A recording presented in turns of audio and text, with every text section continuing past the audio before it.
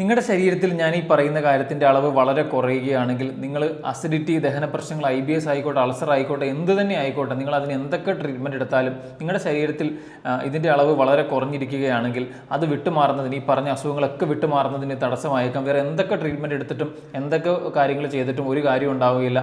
എന്താണെന്ന് ഞാൻ വിശദീകരിക്കാം. ഉറക്കമാണ്. ആവശ്യത്തിന് സ്ലീപ്പ് കിട്ടുന്നുള്ള ഒരു ക്വാളിറ്റി സ്ലീപ്പ്, നമുക്കൊരു സമയബന്ധിതമായിട്ട് മാത്രമല്ല, കൃത്യസമയത്ത് കിടന്ന് കൃത്യസമയത്ത് എണീക്കുന്ന ഒരു ശീലം നിങ്ങൾക്കില്ലെങ്കിൽ, അതിനോടൊപ്പം തന്നെ ദഹന പ്രശ്നങ്ങൾ നിങ്ങൾ കണ്ടുവരുന്നുണ്ടെങ്കിൽ ഉറപ്പായിട്ടും വിചാരിച്ചു കൊള്ളണം നിങ്ങൾ അതിന് ട്രീറ്റ്മെൻറ്റ് എടുക്കാൻ പല കാര്യങ്ങൾ ചെയ്ത് നോക്കിയിട്ടും ഒന്നും അത് മാറുന്നില്ലെങ്കിൽ നിങ്ങളുടെ സ്ലീപ്പിൻ്റെ ക്വാളിറ്റി എത്രത്തോളം ഉണ്ടെന്ന് നിങ്ങൾ അസസ് ചെയ്യേണ്ടതാണ്.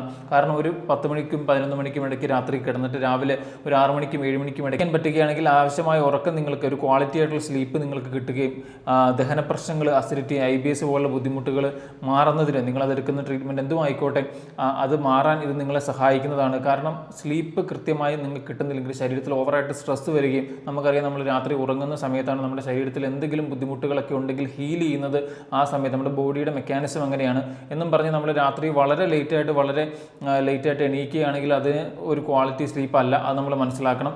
പക്ഷേ ഞാൻ നേരത്തെ പറഞ്ഞ ആ ഒരു പർട്ടിക്കുലർ ടൈമിൽ നിന്ന് കിടന്നുറങ്ങി എണീക്കാൻ പറ്റുകയാണെങ്കിൽ നിങ്ങൾക്ക് ദഹന പ്രശ്നങ്ങൾ, ബുദ്ധിമുട്ടുകളൊക്കെ അതെന്തുമായിക്കോട്ടെ അത് പരിഹരിച്ചെടുക്കാൻ നിങ്ങളെ സഹായിക്കുന്നതാണ്.